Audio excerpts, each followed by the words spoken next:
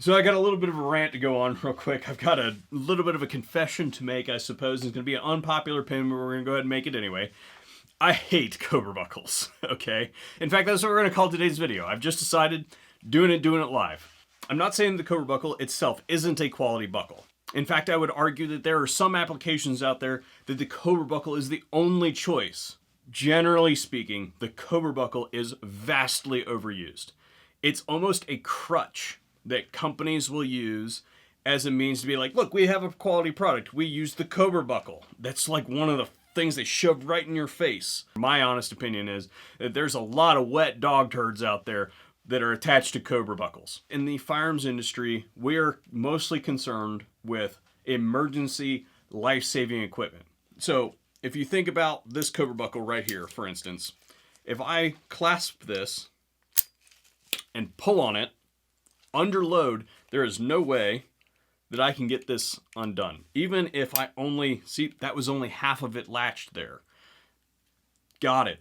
Makes a lot of sense. This is This is completely overkill. There is no reason that we need this big of a Cobra buckle. This is for climbing mountains and crap. This is not for suspending 20 pounds of equipment off of our person. Has this manufacturer done this well? Yes, they have. They've worked extra hard to make this Cobra buckle work. Generally speaking, when you use a full Cobra buckle on something, you've limited the amount of materials that you can use because you have to use a webbing of a particular size or it's going to slide around on there. And you have also passed on a substantial cost to your customer. You have now made that belt probably twice as expensive as it needed to be because you used the Cobra buckle. Those are the people that are super concerned about, hey, it can't ever accidentally detach. It's got to absolutely be right. Got it. And then the other half of the people that make stuff that use Cobra buckles is like, oh, we have to use the Cobra buckle so our stuff looks good, even if it's not good. This is the alternative that I basically use on a day-to-day basis that has been integrated now into a battle belt type setup. And this is the Core Essentials Battle Belt. You've seen lots of things on the channel here from Core previously. If there was one product that I had to put my finger on and say, that's the one that I use more than anything else, both in terms of like number of minutes a day and then individual impressions on the product, it would be the Core Trackline Belt. And for anybody who doesn't know what that is, one, you have been watching very carefully. Product sells itself, boys and girls. I use a trackline belt on a day-to-day basis. This is their take on the battle belt setup in that this is a dual belt system that is designed to have a belt that goes through your belt loops, and then this one goes on over top of that has all of your equipment integrated on it for various purposes. I use a trackline belt every single day. There are some pants that it never leaves. In fact, I don't even know if the belt will come out of those pants, which may be somewhat gross for some people, but a lot of you probably know what I'm talking about. I'm going to dig into the individual specifications on this belt, and then we're going to come back and talk about my take on what they've done with the battle belt system.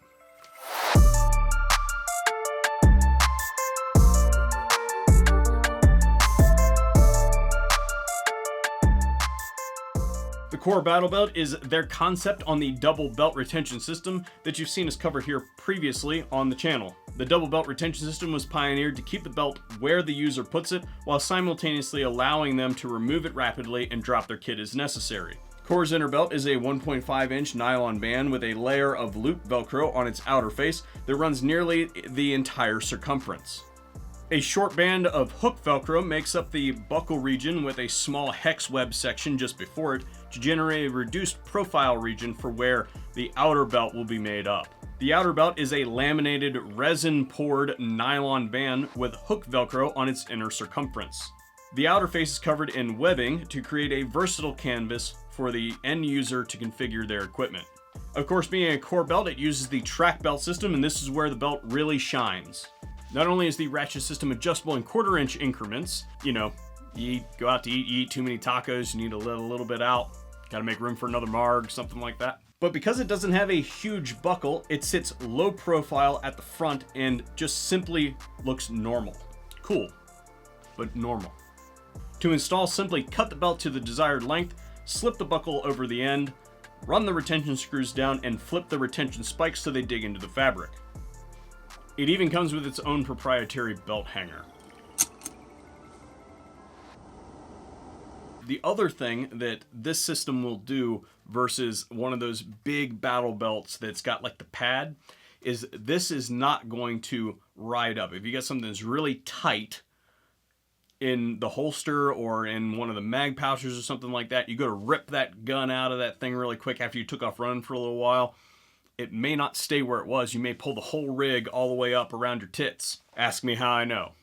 One more aspect that I wanted to talk about, the Velcro in concept versus like the traditional like padded battle belt thing that I don't think is usually talked about very well, and I'm not trying to rip on anybody for this, but I don't know if like there's just really a lot of understanding on how to convey this. If you've got this thing loaded down with 40-50 pounds of gear and it doesn't have a Velcro in, and you just clasp it on, it's going to sit on your hips, and then it's ultimately going to work itself down to a position where that weight is distributed on the buckle. And then having the belt basically ride down and weight itself down, digging into your abdomen, and if you don't have a butt, it's just going to end up around your ankles.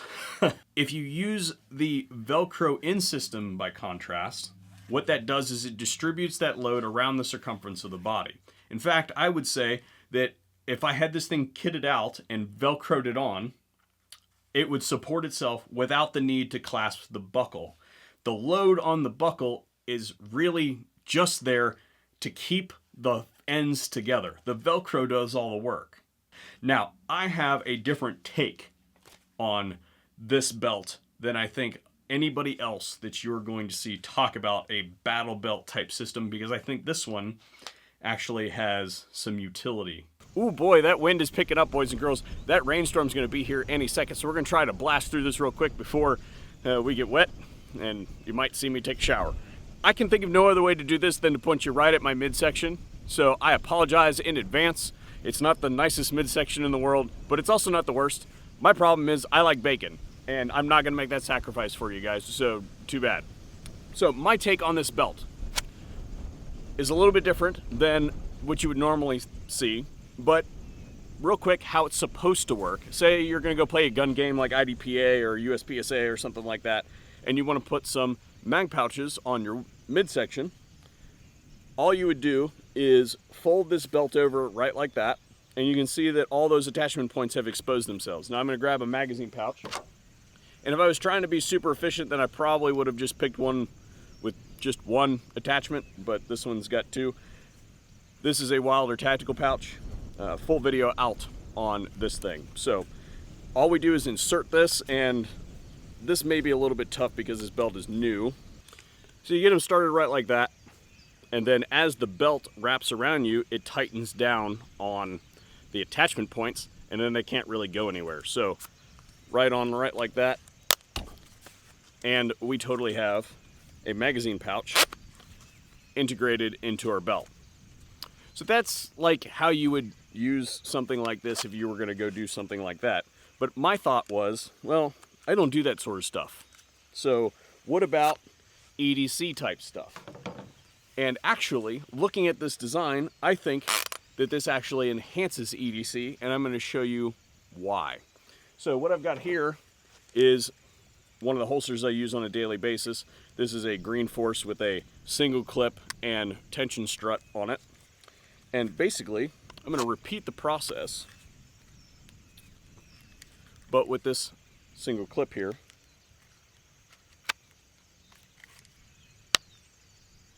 It's over. So it's down onto the actual body of the belt. But you'll notice that this thing can only move in that space about this much. Now, I'm an appendix carry person, and because of that, I like to justify my belt buckle to one side, usually right up against my actual belt loop. And the reason I do that is because, again, my midsection is not super flat washboard Abby person. And because of that, if I've got a belt buckle with a gun under it, it sticks out a whole lot. And I know we're talking about bulges in midsection, so let the jokes fly and all that sort of stuff. But if you move that to one side, then it creates a gap, and then that pistol slides right in there without a whole lot of problems, and it basically disappears, especially if you're wearing something like this. Now, along with that comes a trade-off. We now have generated this whole deck here, basically, for that pistol to slide around on, because it doesn't get stuck on the buckle, because the buckle's all the way over here type thing. Stick it where we want it, okay? And then just work ourselves around with the Velcro all the way around the belt. And of course I've got my shirt in it. So again, the strut is against the hard belt. If I just take this right like that and start a semi-tuck right like that, still locked on the belt, still in that loop, but now the Velcro is engaged there. I can run this closed, and now I have a super low profile, yet very secure situation with my holster. This holster cannot move at all. It literally has to, to rotate this holster, I have to rotate my pants to get that to happen. If I take my firearm, put it in there, that thing cannot go anywhere. And one of the problems with a holster like this with a single clip is that it becomes an issue with mobility. Because once you start running, this thing starts sliding and jostling around in there, and you might lose it. Now let's take this one step further. Holster off. There's another type of holster that I really like, which are these loops. Now what's really good about these loops is if you run one of them, you can run an appendix. If you run two of them, then this is for like 4:30, 5 o'clock, something like that. But I'm just going to go ahead and do that. They're unidirectional, so you can't get them off if you just pull them like that. But what's interesting about them is they flex, and they allow basically the holster to ride on your belt in a position, but also as you bend down and move and squat and anything like that, this is going to flex and allow the holster to move with the contour of your body. Well, if we've got a belt like this, then I can literally just fish these through here. And now that holster is integrated with that belt, I can take this and literally just tuck it right in, right like that between the belt and my pants. Run it closed.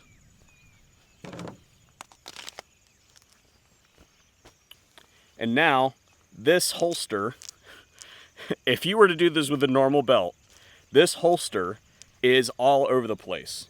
It's really convenient for mobility purposes, but you have the ability, when you run your belt buckle all the way to the side with a holster like this, to be able to move it on the belt.